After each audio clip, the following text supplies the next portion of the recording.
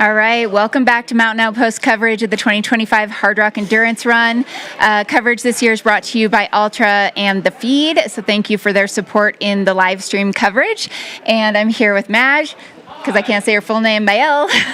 You just did pretty good. Okay, Maëlle. And Maëlle, we are joined right now by Katie Schide. Thank you for joining us, Katie. It's amazing to see you. Yeah, it's great to see you guys in real life. I've been watching you on live feeds for years, so. Awesome. Well, yeah, we are very excited to chat with you a little bit about kind of how you're feeling going into this year's Hardrock. I know that I had heard you many times on post-run interviews stating your intent and want to run this event.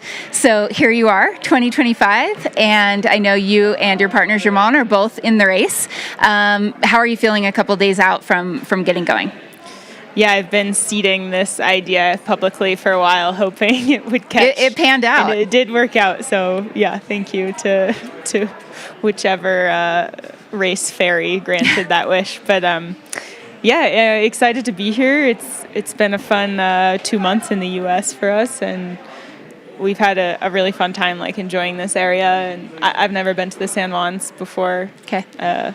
These last couple weeks, so it's been a new place for me too. And you did a soft rock as well or did you do a full soft rock, or were just part of it? I noticed you ran some with Ludo, you and Germain, so tell us a little bit about have you seen the entire course at this point in time? So we didn't do an official soft rock. Okay. We saw, at least with our eyes, all of the course. Our feet did not touch all of the course. We were like running up and down to snow lines. Yeah. In a bunch of places. So there will be some new places on the course, but I feel like at least can visualize in my head what it will look like. Mm-hmm.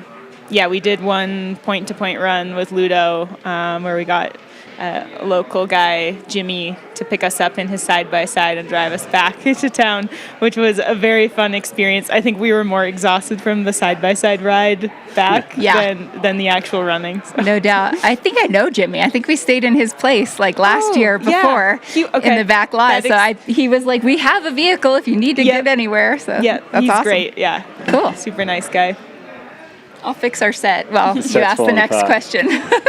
Katie, yeah, so, I mean, I've always been really, interested in what has, motivated you to want to do this race? And I feel like there's two parts to that question. And the other part is, your opinion of this relationship that the French have with this race. I know that, you live over there, and I just see this coming together of this, the French desire to want to do this race, and I would love to know what your thoughts on that are, or maybe it's just something that I've created in my own mind. But what is it that has lured you into this race, and what is your thoughts around that whole kind of French imagination of what Hardrock 100 is? Yeah, I'll start by saying I knew about the race before I lived in France. I think I explained on the Hard Talk podcast, but when I grew up on the East Coast, and the mountains on the East Coast, the trails and everything is just a lot more technical and more, just a lot more technical than a lot of where U.S. trail running happens. And there's more and more events happening there, so people should check those out through Run the Whites and other organizations. But that's kind of where I came from in terms of hiking. And this was before I would call what I'm doing running, because most of what we're doing, especially here, is going to be a lot of walking. And so that was sort of my approach to trail running from the very beginning. And when I worked in these huts on the East Coast, there was these two guys who would come up every summer and be hiking out and backs on this trail that was next to a hut that I worked at. And every summer I would chat with them and give them, tang and snacks. And I had no idea really what ultra running was, but they were telling me about this race called Hardrock that was in Colorado. And apparently the trails that I, kind of grew up working on were similar enough to this. They felt it was the good place to train. So that's sort of how I knew about the event. And this was before I considered myself a runner in any way. And what year would that have been? How long ago was that? I probably first met them maybe my first summer working in the huts, which would have been 2011. So I was 19. And I worked in those huts from 2011 to 2014. So 4 summers, and every summer I would see them. And it's funny to think back on now, because clearly when I think back on it, I'm like, I had some understanding of what ultra running was because I was talking to these guys, but I really didn't at all. I just was like, oh, they're doing this like strange event, but it seems kind of cool and maybe something I would never be able to do, but good for them. But it was also through working in these huts that I discovered that I really like just hiking and being outside for a long period of time. And eventually, there's all these steps of this story where eventually I found trail running by moving to the West Coast in Utah and realizing you could actually run on trails. You didn't have to only walk. There were trails that were smooth enough you could run on them. So I would say my interest in sort of this mountain style race really comes from that, because when I was learning about trail running, what kind of the American conception of trail running is, I was sort of like, oh, this is also runnable. I just want to do what I am used to from the White Mountains, which was just hiking and sort of rock hopping around. And I had known about Hardrock even at that time and thought, oh, wow, this seems more my style. It's more hiking, more less of this fast running. And then it's kind of ironic that in the last couple of years I actually turned all my focus to Western states, which is sort of the opposite of what I would originally consider myself interested in. Because when I first got to Europe, I was doing a lot of sky running, a lot more technical running. And then when I got this golden ticket at UTMB in 2022, I just shifted everything to running. And now I feel like I finally get to go back to what my original plan was. Awesome. So it really has nothing to do with the fact that I live in France. I think actually when I got to the Alps, I was like, oh, the Alps are less technical than the White Mountains, actually. The trails are more used, so it's a bit smoother depending on where you are, obviously. Sure. That's my more of the East Coast kind of origins of where you grew up hiking around, and some of those memories of your early 20s. It sounds like that's very cool. So now, having seen the course, is it comparable? Do you feel I don't know, do you feel it's kind of like a lot of those East Coast trails, or is it different? Yeah, it's definitely different because the rocks are really different here. It's the geology. Terrain. Yeah, the geology is different. So it's a lot sandier, and there's a lot of this hard pack with gravel on it here, which the East Coast is all at least in the Whites, is all just blocks. You're just rock hopping constantly, and there's more, you're more under tree lines. There's a lot more roots and stuff. But yeah, I would say technicality is more similar to the East Coast.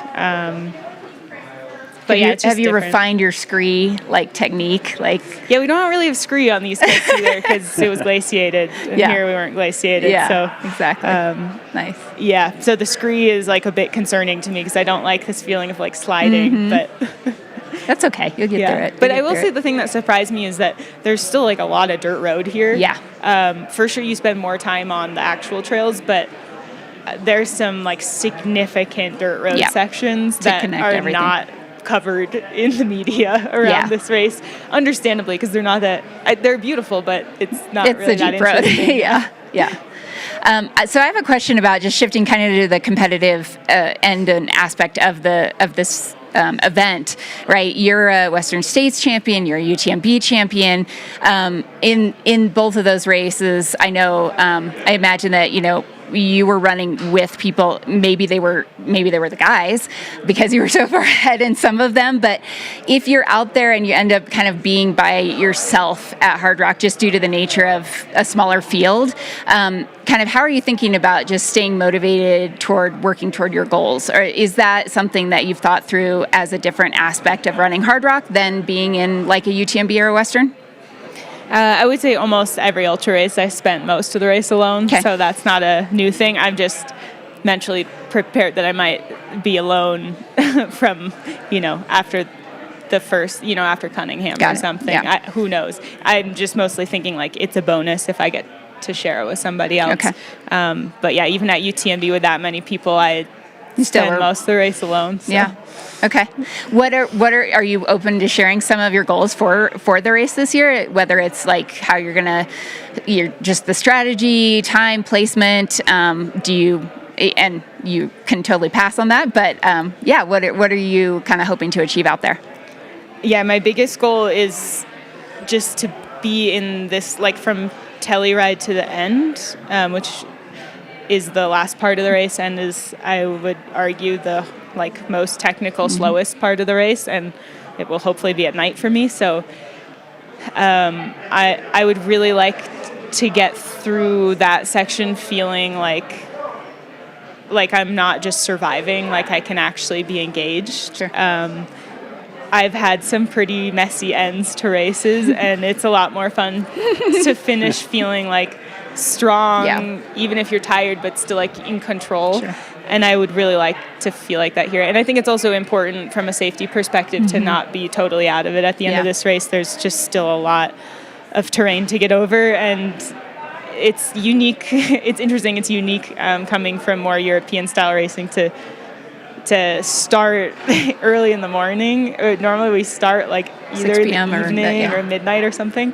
So I think that will be interesting to see how it feels to be in the night at my most tired point already. So I really am protecting this end part of the race as like, I don't want to just be like holding on for dear life. Like I want to be, present. Makes sense. That's awesome. Katie, speaking to a lot of very successful athletes like yourself in different sports alongside ultra running, there's a common thing about how much visualization kind of plays a role in successes in events, especially, like world championship events, etc., etc. Like, what do you do in that space of, forward projecting so, like, you would see your name on this trophy here? Like, what do you do in that realm? And, is it something that you do? Is it something that you feel like is, like, important in your element of training and preparation? Or is that just woo-woo and it's not a part of your world? No, I've definitely used some of these strategies before. I've worked with a couple different sports psychologists and mental coaches, and also just, everyone has their own experience they can draw on from past races, or even, from when you were a kid and you had a scary speech you had to give at school or something. I do a little bit of, thinking like, okay, when I'm here, I want to feel like that. But I don't want to do so much visualization that if it doesn't match, that it stresses you out. So I'm more focused on how will I feel, not like I need to feel fresh in this section when clearly I'm not going to feel fresh at Telluride. I mean, it's more like, okay, when I get there, I'm going to be ready to problem solve. I'm going to be ready to, change my plan. I'm going to be ready to tell my crew what I need and be clear and effective communicator, maybe focusing more on the things that don't seem like part of racing but are actually really important. Yeah, I was actually having a chat with a friend of mine this morning about how it's so important to have a smart race as opposed to a fast race. Smart can lead to fast, but if you go with the fast approach, you can almost things can come undone and you're not focusing on those important things, like you say, being ready to problem solve as opposed to just getting in and out of an aid station really quickly. And I suppose you've learned that have you learnt that just through your experiences and making mistakes, or is that something you've always kind of been onto? Oh, yeah. I mean, yeah. You get media coverage when you have a good race, but people tend to overlook you when the race doesn't go well. So you'd probably, we miss some of all of the mistakes I made since my first race in 2015 or something. 10 years ago. So yeah, I've made a lot of mistakes, and not even mistakes, but just learned things that I had no idea were a reality. and I think you just learn like what works for you too. Like you can listen to anyone you want talk about what they do, and that might not work for you. I certainly have tried things I heard, my idols talking about on interviews like this, and realized that it doesn't actually work for me. Yeah. So it's a really individual sport, and like you spend so much time, as we said, alone in your own head, and you have to have your own approach, and like you also have to be confident in your own approach. And that's still something I'm learning, but I have I think enough experience. I can also, one thing I draw on is thinking about really bad experiences I've had, and sometimes if I'm not feeling good, I'm like, well, at least I don't feel as bad as that other time. I've been worse before. Yeah. What's the worst experience that's going to pop to your mind when you need to pull on that? No, we need positive things. Let's see. Both of my first 2 UTMBs were pretty bad. No, I don't want to just say pretty bad. There was some bad moments. Yeah. Obviously, there was some moments that went well too, but just totally losing it mentally at some points. Diagonal des Fous 2023, I cried through the last 6 hours. No. Whoa. I actually, that same race, this is more like a funny story. I had some chafing and ended up taking a knife from someone at an aid station and cutting out part of my shorts liner because I was just... That's actually brilliant, though. Yeah. I mean, to have the fortitude to I need to get rid of this piece of fabric right now because it's destroying me. That's pretty Problem awesome. solving, That's yeah. awesome. Yeah, wow. Are you going to be using pacers? And if you want to shout out anybody on your crew who's part of the team that's going to help you complete the loop this year? My crew will be Meredith Terranova and my sister, Nice. Annie. Okay. And then my pacers will be Eric Sorensen from... I know Eric. From Hire. Great pacer. He knows these mountains well. He'll hopefully be able to tell me every rock on Camp Bird Road. Yep. I bet he will. And then I'll have Cody Lynn from Telluride to the end. Sweet. Sounds like a great crew. Yeah, and tons of other friends, and my family's here, so great. They'll be out cheering. Amazing. Abby and Cordis Hall will be helping with crewing too. So sweet. Yeah, we got a big team. Yeah, awesome. Solid. Exciting. Just a question, UTMB and the sport of, I don't want to start with UTMB, but let's say the sport of ultra running and trail running is going through this boom and this real purple patch at the moment. UTMB is obviously just grown astronomically since something like 2015, over 10 years. And the amount of cameras that are there, the amount of press, the amount of hype, the amount of brands, etc., etc., etc. And you come to Hardrock and it's a very different scene in many ways. Do you enjoy the expansion of the world of ultra running in that expansion and growth way? And do you also enjoy coming to Hardrock where it's a little bit more quiet? Or which one do you enjoy more? So for sure, the reason I'm able to live this lifestyle is because of the expansion of trail running. So I can't say anything negative about it because otherwise I wouldn't be able to come here 2 months early. I wouldn't have the time for that. And I wouldn't be able to be training at this level, resting at this level, setting huge goals for myself and working in the way that I can. So I think it's exciting to see that growth, and it's bringing new talent to the sport. It's attracting new talent, which is really exciting. It's not just this little core group. We have road runners coming in, Des Linden was all over the Western States pre-race hype, which was fun, and I think it's bringing new eyes to the sport, which is exciting, and I'm totally here for that. It's going to be super fun to see who else shows up on start lines in the next few years, and it's going to totally change the dynamics, and who knows, maybe our gear and our fueling and our training could all be affected by people from other sports coming in. I think that's really cool. I don't really mind the hype around events. I mean, I sign up for an event knowing it's gonna have a lot of hype around it. That's part of the job. I will say I've had the same number of media requests here that I would at UTMB or Western States, Okay. if not more here, because I think because the elite field is Smaller. it's only, I mean, there's only 6 Dales picks, plus we have Ludo returning, and Sure. of course there's other people too, but that all the focus is on fewer people actually, whereas I feel like at something like UTMB, each country's media kind of focuses on their athletes, and there's actually fewer requests. But everyone's closer, so it makes it easier. You don't have to like navigate the streets of Chamonix. But so it's definitely a smaller event. Of course, you can look out in the gym here, and it's locals who are volunteering, and it has a special atmosphere around it. But I wouldn't describe it as like your backyard 50K. Yeah. There's still a lot of people in town, and people know about it. So I'm here for all types of racing. I love doing local events too, and I think every race has its own little charm, and you just have to find like what about that race you really like. Yeah, awesome.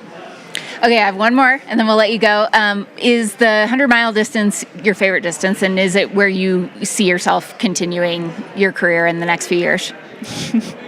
No, it's not. Okay. I really like 100Ks. All right. I really like races that that are not overnight. That are not overnight. Yeah. Okay.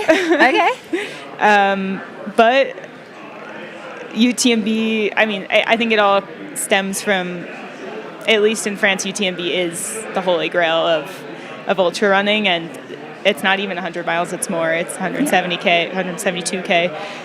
And I don't really care about the distance, honestly. I mean, there's kind of a limit. Like, I'm not at the Cocodona point yet, but I think I'm more seeking out, like, which start line can I stand on, where in all the preparation, I'm, like, needing to put my best into the training, because when I get there, I need to have my best. Okay. And in France, that, like, as I said, it's UTMB is really, like, that focus. And for sure, there's other races too, like CCC, OCC, which I've done both of those. Yep. Templier, like there's. You've won both of them. No, I have not. You didn't win CCC, you won OCC.